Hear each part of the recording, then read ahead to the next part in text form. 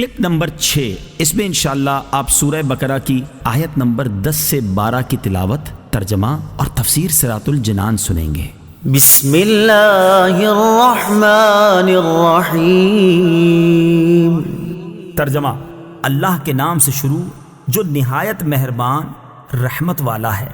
فی قلوبہم مرض فزادہم اللہ مرضا ولہم عذاب علیم بما كانوا یکذبون۔ ترجمہ: ان کے دلوں میں بیماری ہے تو اللہ نے ان کی بیماری میں اور اضافہ کر دیا، اور ان کے لیے ان کے جھوٹ بولنے کی وجہ سے دردناک عذاب ہے۔ فی قلوبہم مرض، ان کے دلوں میں بیماری ہے۔ تفسیر صراط الجنان میں ہے، اس آیت میں قلبی مرض سے مراد منافقوں کی منافقت اور حضور پرنور صلی اللہ تعالی علیہ وسلم سے بغض کی بیماری ہے۔ معلوم ہوا کہ بد عقیدگی روحانی زندگی کے لیے تباہ کن ہے، نیز حضور اقدس صلی اللہ تعالی علیہ وسلم کی عظمت و شان سے جلنے والا مریض القلب یعنی دل کا بیمار ہے۔ روحانی زندگی کے خطرناک امراض، جس طرح جسمانی امراض ہوتے ہیں اسی طرح کچھ باطنی امراض بھی ہوتے ہیں۔ جسمانی امراض ظاہری صحت و تندرستی کے لیے سخت نقصان دہ ہوتے ہیں، اور باطنی امراض ایمان اور روحانی زندگی کے لیے زہر قاتل ہیں۔ ان باطنی امراض میں سب سے بدتر تو عقیدے کی خرابی کا مرض ہے، اور اس کے علاوہ تکبر، حسد، کینہ اور ریاکاری وغیرہ بھی انتہائی برے مرض ہیں۔ ہر مسلمان کو چاہیے کہ باطنی امراض سے متعلق معلومات حاصل کر کے ان سے نجات حاصل کرنے کی کوشش کرے، اور اس کے لیے بطور خاص امام غزالی علیہ رحمۃ اللہ الوالی کی مشہور کتاب احیاء العلوم کی 3 جلد کا مطالعہ بہت مفید ہے۔ فزادہم اللہ مرضا، تو اللہ نے ان کی بیماری میں اور اضافہ کر دیا۔ تفسیر صراط الجنان میں ہے، مفسرین نے اس اضافے کی مختلف صورتیں بیان کی ہیں، ان میں سے 3 صورتیں عرض کرتا ہوں۔ نمبر 1، ریاست چھن جانے کی وجہ سے منافقوں کو بہت قلبی رنج پہنچا، اور وہ دن بدن حضور پرنور صلی اللہ تعالی علیہ وسلم کی ثابت قدمی اور غلبہ دیکھ کر حسد کی آگ میں جلنے لگے۔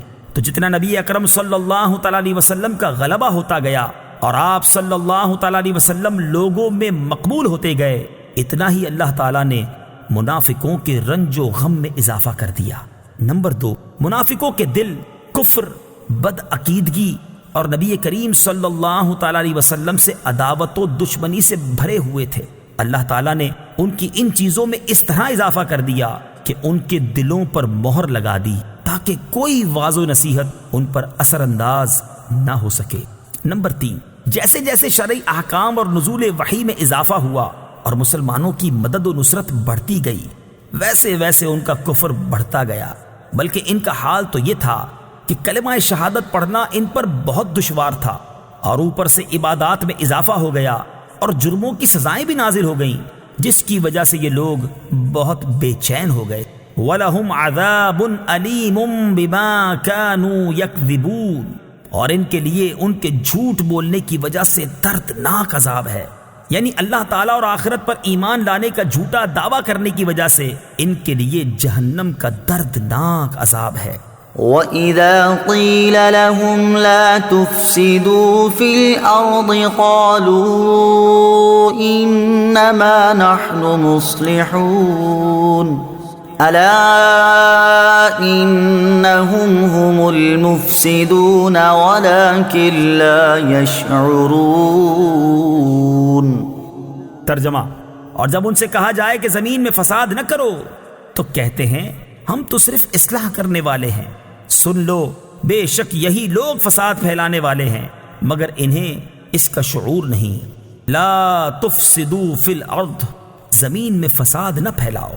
تفسیر صراط الجنان میں ہے، اس آیت اور اس کے بعد والی آیت میں ارشاد فرمایا کہ جب ایمان والوں کی طرف سے ان منافقوں کو کہا جائے کہ باطن میں کفر رکھ کر اور صحیح ایمان لانے میں پسو پیش کر کے زمین میں فساد نہ کرو، تو وہ کہتے ہیں کہ تم ہمیں اس طرح نہ کہو، کیونکہ ہمارا مقصد تو صرف اصلاح کرنا ہے۔ اے ایمان والو، تم جان لو کہ اپنی اسی روش پر قائم رہنے کی وجہ سے یہی لوگ فساد پھیلانے والے ہیں، مگر انہیں اس بات کا شعور نہیں، کیونکہ ان میں وہ حس باقی نہیں رہی جس سے یہ اپنی اس خرابی کو پہچان سکیں۔ منافقوں کے طرز عمل سے یہ بھی واضح ہوا کہ عام فسادیوں سے بڑے فسادی وہ ہیں جو فساد پھیلائیں اور اسے اصلاح کا نام دیں۔